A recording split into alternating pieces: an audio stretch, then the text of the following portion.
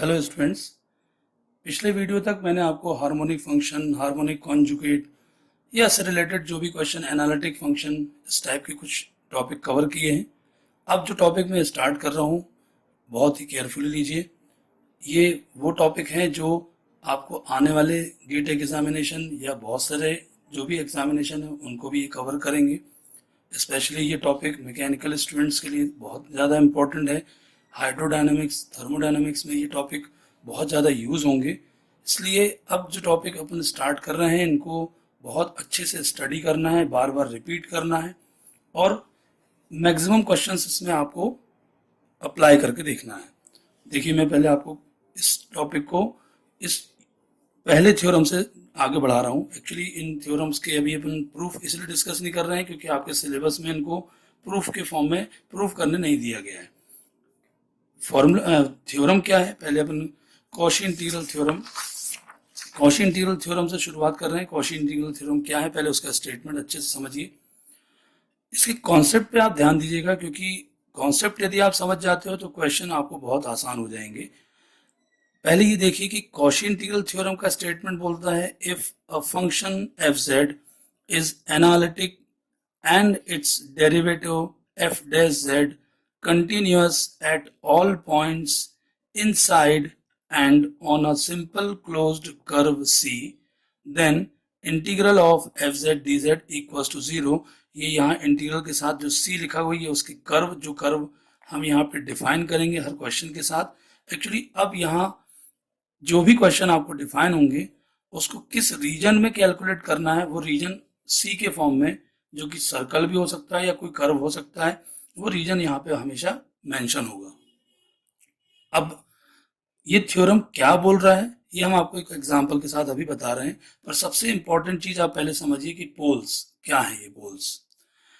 ये पोल्स को वो डिफाइन कर रहा है। Poles are the points where the function f z is not analytic. मैंने आपको हिंट करने के लिए एक शब्द लिख दिया है, और नॉट डिफाइंड। फिर से रिपीट कर रहा हूं, सुनिए। Poles are the points where the function fz is not analytic। अब चलिए, ये थ्योरम का कॉन्सेप्ट बहुत अच्छे से क्लियर होगा। इस क्वेश्चन को जरा आप अच्छे से देखिए। क्वेश्चन क्या बोल रहा है, find the value of integration of z plus 4dz upon z square plus 2z plus 5 if c is the circle mod of z plus 1 equals 1। मतलब हमें इस इंटीग्रल को कैलकुलेट करना है। अब यहाँ c यानी कर्व क्या है, एक सर्कल है। सर्कल क्या मेंशन हुआ है, mod of z plus 1 equals 1। पहले आप इसके पूरे वर्किंग रूल को ऑब्जर्व करिए, क्या बता रहा हूं मैं। स्टेप वन ये है कि कोई भी क्वेश्चन आपको यदि सॉल्व करने आता है, जो आगे की भी मेथड्स में हम फॉलो करेंगे, वो है सबसे पहले इस फंक्शन के डिनोमिनेटर पे ध्यान दीजिए, और जो डिनोमिनेटर है उसको 0 से इक्वेट करेंगे क्योंकि हमें यहाँ जानना है पोल्स, मतलब वो पॉइंट्स जहां वो फंक्शन एनालिटिक नहीं है, वो पॉइंट्स हैं कौन कौन से। तो हमें हमेशा गिवन फंक्शन का डिनोमिनेटर 0 से इक्वेट करना है। जो इसमें कवर होता है कि जब किसी फंक्शन का डिनोमिनेटर आप 0 कर दोगे मतलब वो नॉट डिफाइन हो जाएगा।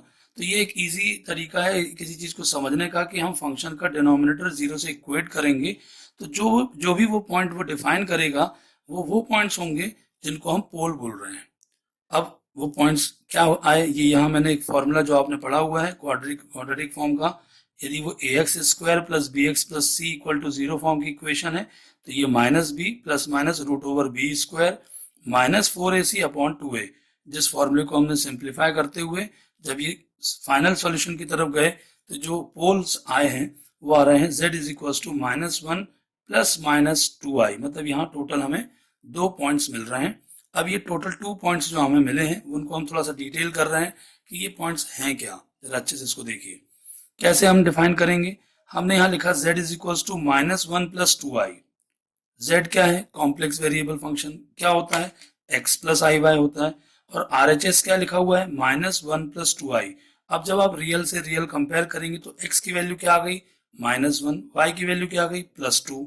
मीन्स x कॉमा y का पॉइंट क्या आ गया, -1, 2। सिमिलरली यदि z is equal to -1 -2i को हम इसी तरीके से एक्सप्लेन करेंगे तो यहाँ भी z equal to x plus i y -1 -2i से जब कंपेयर होगा तो x की वैल्यू -1, y की वैल्यू -2 आ जाएगी। मीन्स हमें इस फंक्शन के पोल्स पता हो गए हैं, एक आ गया है -1, 2 और दूसरा पॉइंट आ गया -1, -2। अब थोड़ा सा नेक्स्ट स्टेप क्या है वो देखते हैं।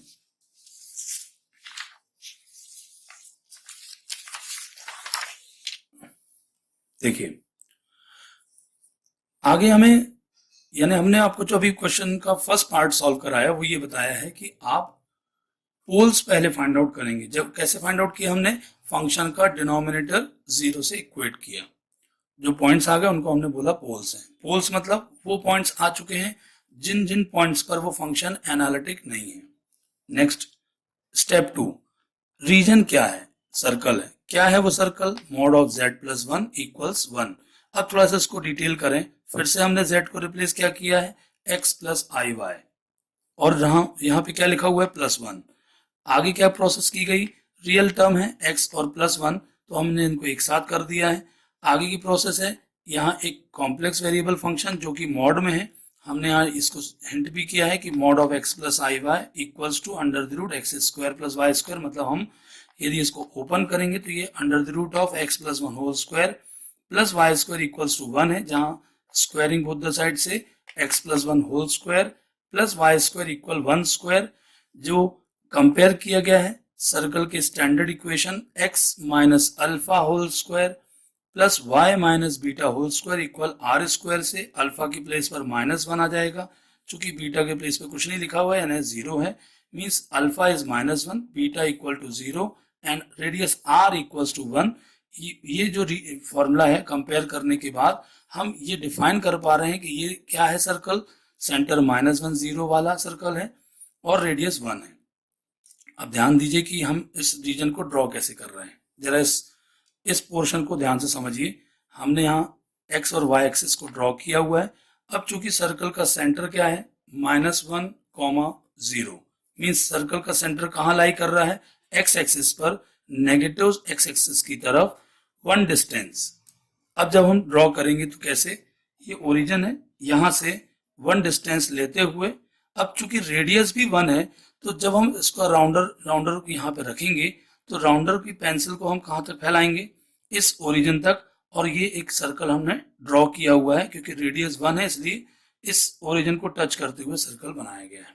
पहले तो ये क्लियर कर लीजिए आप कि रीजन कैसे बनाया है। सर्कल का सेंटर -1, 0 और रेडियस 1 होने के कारण ओरिजिन से यदि इसकी डिस्टेंस x एक्सिस की नेगेटिव साइड 1 है तो रेडियस भी 1 होने के कारण ये सर्कल हमने ओरिजिन को टच करते हुए बनाया है। अब इसको देखिए, यदि हम यहाँ से एक टेंजेंट ड्रॉ करेंगे तो ये चूंकि डिस्टेंस कितनी है 1, रेडियस 1 होने के कारण यहाँ भी डिस्टेंस 1 होगी, तो यहाँ भी इसका यदि टेंजेंट ड्रॉ करेंगे तो ये भी -1 होगा। इस तरीके से ये 1, 2, यहाँ -1, -2 को हमने मेंशन किया है। अब देखिए ये मेंशन हमने क्यों किया है, क्योंकि जो पोल्स हमें अभी यहाँ मेंशन हुए थे, देखिए जरा इसको एक बार रिपीट करें। एक पोल था -1 + 2, दूसरा पोल था -1 -2। इन दोनों पॉइंट्स को पहले ये भी ऑब्जर्व करें, ये किस क्वाड्रेंट का है। x एक्सिस नेगेटिव है, y एक्सिस पॉजिटिव है। x नेगेटिव y पॉजिटिव किस क्वाड्रेंट में होता है, second quadrant. x negative y भी नेगेटिव, ये कहाँ होता है, थर्ड क्वाड्रेंट। देखिए x नेगेटिव y पॉजिटिव, मतलब हम किस क्वाड्रेंट की बात कर रहे हैं, यहाँ की बात कर रहे हैं। x -1 है और y +2 है, तो हम यदि इसको मैच करेंगे तो x की वैल्यू -1, y की वैल्यू +2, मीन्स ये जो पॉइंट हमने सर्कल के साथ शो किया हुआ है, छोटा सा एक सर्कल यहाँ पे मेंशन किया है, ये पॉइंट है z = -1 + 2i या -1, 2 भी लिख सकते हैं आप। नेक्स्ट है, इस पॉइंट पे आप आइए, ये x = -1 एंड y = -2, मीन्स ये पॉइंट है -1, -2, या इसको बोल सकते हो आप z = -1 - 2i। अब ऑब्जर्व क्या करना है, सीखा क्या हमने, हम जो कॉशी इंटीग्रल थ्योरम अभी स्टेटमेंट को पढ़ रहे थे, वहां हमने ये पढ़ा था कि किसी भी फंक्शन को जब कैलकुलेट किया जाएगा तो हम उस रीजन को हम डिफाइन करेंगे, वहां हमें ये देखना है कि इस कंप्लीट सर्कल के अंदर सर्कल के अंदर के सारे पॉइंट्स या सर्कल की बाउंड्री पर आने वाले सारे पॉइंट्स पर क्या वो फंक्शन एनालिटिक है। तो अब आप ये जानने की कोशिश करिए कि ये समझ में कैसे आएगा। एक्चुअली हमने अभी ये जाना कि पोल्स कौन कौन से हैं, ये दोनों हैं। ये पोल्स क्या हैं? ये पोल्स फंक्शन के उन पॉइंट्स को बोला गया था जिन पॉइंट पर फंक्शन एनालिटिक नहीं है। और वो कहाँ आ रहे हैं? वो ये दो हैं। इस रीजन के कहाँ हैं? रीजन के बाहर हैं। इसका मतलब क्या हुआ कि जिन पॉइंट पर वो फंक्शन एनालिटिक नहीं है, वो पॉइंट एक ये है और एक ये है, जो दोनों ही पॉइंट उस रीजन से बहुत दूर हैं जिस रीजन पे उस फंक्शन को इवेलुएट करना है। तो अब कंक्लूजन क्या निकला? कंक्लूजन ये निकला कि जिस रीजन में इस फंक्शन को इवेलुएट करना था, उस रीजन के अंदर सभी पॉइंट पर वो फंक्शन एनालिटिक होगा, इसलिए क्योंकि जिन पॉइंट पर वो एनालिटिक नहीं है वो उस रीजन से बाहर हैं। तो हमने यहाँ पे इसको मेंशन भी किया हुआ है, एक बार आप उसको अच्छे से, मैं बोलता जा रहा हूँ, आप उसको अच्छे से देखिए। By the given diagram, we can see that the poles lie outside the given circle. By the given diagram, we can see that the poles lie outside the given circle. Hence, the given function is analytic in the defined region. By Cauchy integral theorem, the value of this integral equals 0. क्यों equals to 0 आया? क्योंकि इस function को जिस reason में evaluate करना है, चूंकि उस रीजन के सभी पॉइंट पर वो फंक्शन एनालिटिक है, इसलिए कॉशी थ्योरम का रेफरेंस लेते हुए कि यदि कोई फंक्शन उसके डिफाइन रीजन के सभी पॉइंट पर यदि वो एनालिटिक है तो उसकी इंटीग्रल वैल्यू 0 आती है। जो हमने अभी थ्योरम का स्टेटमेंट पढ़ा है, उस स्टेटमेंट को एक बार हम आपको सामने फिर रखते हैं कि यदि कोई फंक्शन एफ जेड उसके डिफाइन रीजन पर यदि सभी पॉइंट पर एनालिटिक है तो उसकी इंटीग्रल वैल्यू क्या होती है? 0। तो जो हमने यहाँ जाना कि पोल्स मतलब उन पॉइंट्स की बात की गई जहां वो एनालिटिक नहीं होता है, और वो पोल्स यहाँ पे कहाँ शो हो रहे थे? वो पोल्स यहाँ पे इस सर्कल के बाहर शो हो रहे हैं, मतलब सर्कल के अंदर सभी पॉइंट्स पर वो एनालिटिक है, इसलिए उसकी इंटीग्रल वैल्यू 0 आएगी। स्टूडेंट्स, आज मैंने अभी ये कॉशी इंटीग्रल थ्योरम और उससे रिलेटेड एक क्वेश्चन के साथ आपको ये प्रूफ करने की कोशिश की है कि कॉशी थ्योरम को हम किसी क्वेश्चन में अप्लाई कैसे करेंगे। अब अगला जो वीडियो मेरा आएगा आपके सामने, उस वीडियो में मैं अब उन क्वेश्चंस को कवर करने जा रहा हूं जहां हम ये पढ़ेंगे कि यदि ये पॉइंट इस सर्कल की बाउंड्री पर होता या सर्कल के अंदर होता तो क्या करना होगा।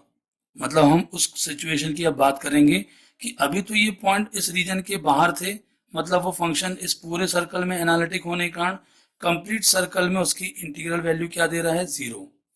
लेकिन अब यदि कोई पॉइंट इस रीजन के अंदर आ जाता है तो उसको सॉल्व कैसे करना है, वो आएगा कॉशी इंटीग्रल फॉर्मूले से। तो मेरा जो नेक्स्ट वीडियो होगा स्टूडेंट्स, वो कॉशी इंटीग्रल फॉर्मूले पे बेस्ड होगा। वो बहुत ही इंपॉर्टेंट टॉपिक है क्योंकि मेजर जो क्वेश्चन आपको कवर होंगे वो